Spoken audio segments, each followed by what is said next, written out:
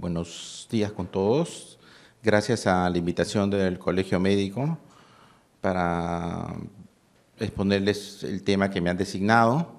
Espero pues que puedan aprovechar el tema de acuerdo a las circunstancias. El tema que me ha tocado desarrollar es el rol de las Fuerzas Armadas en desastre. Soy el doctor Edgar Cano Polo, médico emergenciólogo y jefe del Departamento de Áreas Críticas del Hospital Militar Central.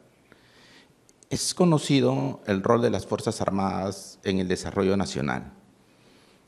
Muchos de los avances en la medicina, especialmente en el campo de la medicina de emergencia, se han debido al auge y al impulso de las Fuerzas Armadas. Es así como la atención en foco, el transporte rápido y los hospitales de campañas son aportes de las Fuerzas Armadas y de los ejércitos al campo de la medicina de emergencias. Sabemos también el papel de nuestro país dentro del contexto de las emergencias y de las urgencias. Somos un país todavía muy vulnerable. Somos un país que todavía tenemos unas amenazas que perennizan durante todo el tiempo. Pese a que ya no tenemos la probabilidad de algún evento adverso como una guerra, todavía persisten los remanentes en la zona del BRAE. Es así que las Fuerzas Armadas todavía desempeñan su labor de pacificación en esa zona importante del territorio nacional. Asimismo, el ubicarnos en el cinturón de fuego del Pacífico, con la probabilidad de sismos de gran intensidad, el evento del fenómeno del Niño, que constantemente nos aqueja, hacen pues de que las Fuerzas Armadas deben prepararse no solamente para los desafíos de la defensa externa y defensa interna, sino para el apoyo a la población en el desarrollo del país. Es así que uno de los pilares que nos han permitido llegar a estos niveles de crecimiento es el desempeño de las Fuerzas Armadas y su labor en la pacificación nacional. En tiempos de paz, cuando no hay la participación estratégica de las Fuerzas Armadas en guerras o conflictos, ellas deben ayudar a los fines de seguridad nacional y desarrollo, lo que quiere decir la atención a eventos adversos como los eventos desastróficos. Estos desastres nos dejan muchas enseñanzas en nuestro país. Muchas de las regiones de nuestra patria han sido gravemente afectadas, por lo que es necesario que en la gestión de riesgo y desastres se considere el papel de las Fuerzas Armadas para convertirlas en un brazo logístico. Así contaríamos con una capacidad de reacción contundente de los estragos de la naturaleza, con el profesionalismo de las instituciones armadas. Es conocido el papel de las instituciones armadas durante todos los desastres del Perú y en el mundo. Es así que en el terremoto de 1970, los primeros que llegaron a la zona de desastre fueron las Fuerzas Armadas con la Fuerza Aérea. Igualmente en Pisco, las Fuerzas Armadas fueron el primer eslabón de respuesta. Esto no solamente ha sucedido en el Perú y en el mundo. La inundación en Katrina, el terremoto en Indonesia, el terremoto en Chile, permitió que las Fuerzas Armadas colaboraran y fueran el eslabón más rápido de respuesta y más eficaz en los primeros momentos del desastre, por lo cual su rol estratégico no debe ser desdeñado. Esta situación se evidencia más aún en nuestro país, al ver en el Informe de Evaluación Global sobre la Reducción de Riesgo de Desastres, donde se señala que más del 60% de la población peruana se encuentra en condición de vulnerabilidad y riesgo, debido, entre otros factores, a que las ciudades han crecido desordenadamente y sin ninguna planificación. En desastres de gran magnitud, se pueden tener los mejores planes, pero estos planes, por la situación de caos, son difíciles de implementar, por lo cual las Fuerzas Armadas son las que más están adaptadas a este tipo de cambios y situaciones. Rápidamente el caos y la disrupción son tales que la policía ve rebasadas sus capacidades. Las entidades públicas de los sectores estratégicos, ya sea de vivienda, planificación, salud, pueden verse privadas en desarrollar todas sus labores estratégicas sin que pueda haber una seguridad adecuada. En ese papel cumplen el rol de las Fuerzas Armadas un rol preponderante. Las Fuerzas Armadas son las más entrenadas del país en situaciones de conflicto, en situaciones de caos. Trabajan las 24 horas del día, los 7 días de la semana. Muchas veces por su logística, por su rapidez de reacción, son los primeros en llegar a una zona de desastre. Hay que recordar que la zona de desastre mucho se asemeja a una zona de batalla. Son las actitudes de estas Fuerzas Armadas que tienen para reaccionar rápido y adaptarse Por ese mismo entrenamiento que se hace indispensable su uso en este tipo de eventos. En general, disponen de aviones, helicópteros, embarcaciones y elementos de respuesta rápida que ayudan al país a responder de la manera más eficaz y en la manera más rápida posible. La gestión de riesgo y desastre es un proceso que tiene que ver con la prevención, reducción y el control permanente de los factores que intervienen en el riesgo de desastres en la sociedad y ven la adecuada preparación y respuesta ante situaciones de desastre, en especial con énfasis a aquellas relativas a la materia económica, ambiental, seguridad, defensa nacional y territorial de manera sostenible, permanente, para que aquellos riesgos que afecten a la población y al país sean los mínimos. Se actúa en varios campos, en el análisis de riesgos, en la reducción de riesgos, en el manejo de eventos adversos y en la recuperación. En cada uno de estos campos, las Fuerzas Armadas cumplen un rol preponderante. La lógica de la articulación civil-militar debería ser realizada con una mejor planificación en vez de tener que improvisar. Es así que en muchos de los planes de todos los sectores no figuran las Fuerzas Armadas. Las Fuerzas Armadas es un eslabón más, pero debería ser un eslabón indispensable en la capacidad de respuesta a cada uno de los sectores, por la capacidad logística y de respuesta que tienen, tanto en recursos materiales como en recursos humanos. Las Fuerzas Armadas en la asistencia humanitaria se han convertido en actores activos en la respuesta internacional. En todos los países donde han sucedido este tipo de eventos adversos, las Fuerzas Armadas se han movilizado rápidamente y han permitido que los gobiernos cada vez lo utilicen más y su respuesta sea más eficaz. En casi todas las emergencias se requiere un alto grado de coordinación civil-militar y el no establecer relaciones efectivas y apropiadas puede tener condiciones adversas. La coordinación civil-militar, desde una perspectiva de asistencia humanitaria, debería estar orientada a promover y proteger los principios humanitarios. ¿Cómo actúan las Fuerzas Armadas? Asistencia directa, por elementos de respuesta directa, elementos de respuesta rápida, con distribución de ayuda y prestación de servicios. Respuesta indirecta, ayudando a los demás sectores en transporte, suministro y de personal de socorro.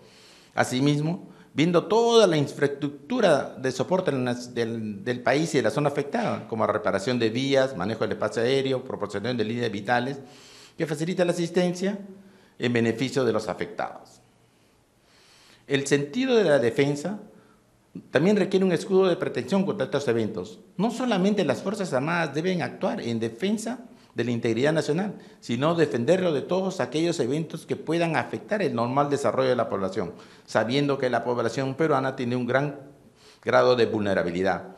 El sentido de la defensa protege la vida de los connacionales y que de cada miembro de las Fuerzas Armadas tiene el compromiso de asistir y defender a los peruanos en estas difíciles circunstancias. Para ello, las Fuerzas Armadas tienen diferentes modos de participación. Hablando ya en el campo de la salud, dejando ya las Fuerzas Armadas como un elemento de respuesta inmediata y de brazo logístico, las Fuerzas Armadas se han organizado en lo que se llama Brigada de Salud.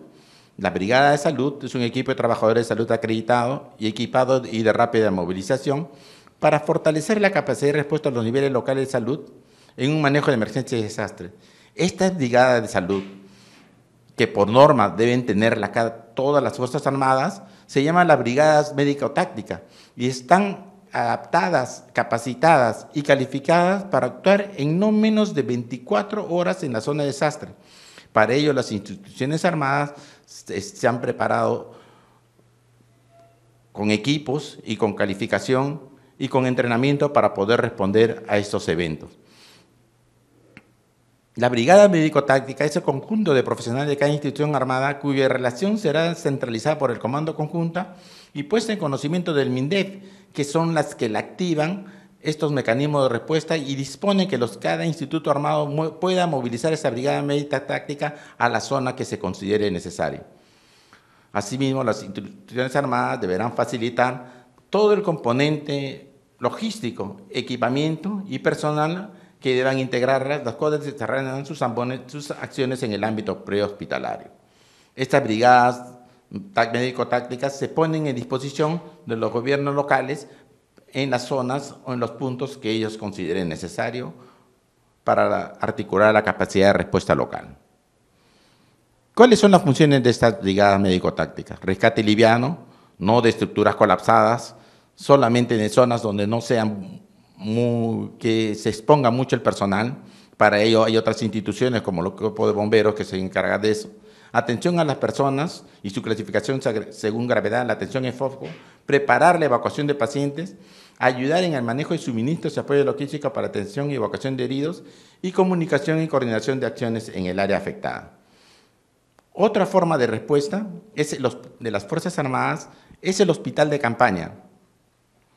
La evolución de las guerras determinaron la estructura de salud en el campo. Se imponía por el tipo de heridas, por el tipo de heridos, que la atención en el campo de batalla debería ser lo más rápido posible y en el foco, o que no impliquen un mayor traslado fuera de la zona de conflicto. Es así que las Fuerzas Armadas en todo el mundo crearon instituciones o grupos que permitan atender este tipo de pacientes. Estas instituciones, organizaciones se llaman los hospitales de campaña. Es así que los hospitales de campaña pasaron a ser parte de la organización de un ejército en operaciones. Su utilización también se amplió en casos de emergencias masivas y desastres. ¿Qué es el hospital de campaña? Es una infraestructura de atención sanitaria móvil, autocontenida y autosuficiente. Quiere decir que se puede movilizar a cualquier parte del país, que tiene todos los servicios de un hospital y que puede funcionar sola sin apoyo externo. Se puede desplegar, instalar y expandir, o en su defecto desmantelar en forma rápida. O sea, no requiere mucha logística y mucho equipamiento y mucho personal para su utilización. Se hace para responder a las necesidades inmediatas de atención de salud durante un lapso determinado. Un hospital de campaña es una unidad médica móvil que tiene de manera provisoria los heridos en lugar antes que se pueda transportarlo con seguridad en la instalación de un hospital fijo. Sabemos que las condiciones de desastre muchas veces no permiten que se pueda trasladar pacientes al exterior. Por lo tanto, un hospital de campaña va a reemplazar los hospitales que no puedan realizar esa función en la zona de desastre o suplementar las actividades que hayan sobrepasado su capacidad de demanda. El concepto surge de la medicina de guerra y del hecho de que si una persona tiene heridas graves, lo más eficaz es darle una estructura lo más cerca posible al lugar de batalla o lugar del desastre, como se trata. Los riesgos de la salud en el desastre son cambios en la morbilidad, o sea, aumentos en la incidencia de algunas enfermedades, cambios ecológicos resultantes del desastre, desplazamiento de poblaciones con el consiguiente hacinamiento, cambios en la densidad de población, desarticulación de los servicios públicos e interrupción de los servicios básicos de salud. Todas estas situaciones tienen que solucionarse con el apoyo de los hospitales de campaña. ¿Cómo se emplea? En las primeras 48 horas, como atención médica inicial, incluidos cuidados intensivos, para controlar todos los eventos agudos. También se hace atención de seguimiento desde el día 3 hasta el día 15 para suplir las acciones hasta que se recuperen las actividades de salud normales de la población. Cuando ya los hospitales de la zona afectada no pueden continuar con su función, funciona como instalación provisional en reemplazo de la estructura sanitaria que haya sufrido daños, mientras que se la repara o reconstruye, generalmente desde el segundo mes hasta no más de 2 años. Existen casos en nuestro país que los hospitales de campaña han estado hasta 3, 4 o 5 años, pero no es lo ideal. Debe repararse la infraestructura dañada. La atención inmediata es capacidad operativa en sitio durante las primeras 24 horas, desde el momento que sucede el evento, funciona de manera autosuficiente. Su personal no debe solicitar ni debe requerir apoyo de la zona afectada. Ofrece estándares de atención médica tan iguales o superiores a los que tenía la zona y el personal médico está calificado para atención de víctimas en masa y trauma múltiple. La atención de seguimiento es para atender todo lo que hacía el hospital mientras que no sucedía el desastre. Poder darle todos los servicios básicos que normalmente necesitaba la población. Asimismo, el hospital de campaña siempre debe ser autosuficiente, debe determinar especialidades, ese aprendizaje de seguimiento de las enfermedades emergentes como pediatría, infectología, dermatología. Asimismo, debe constituirse en consultas ambulatorias y atención hospitalaria de rutina. El hospital temporal es ya cuando funciona como hospital temporal, cuando el hospital no está apto para atender. Entonces, el hospital de campaña va a reemplazarlo, ¿no? Pero siempre la responsabilidad operativa y financiera depende de la institución donante. El suministro de repuestos y piezas de recambio siempre depende de la institución donante. La formación del personal médico, técnico y de mantenimiento en el uso y en el cuidado del equipo, y puede funcionar hasta de 2 meses hasta 6 años. Eso es todo. Muchísimas gracias.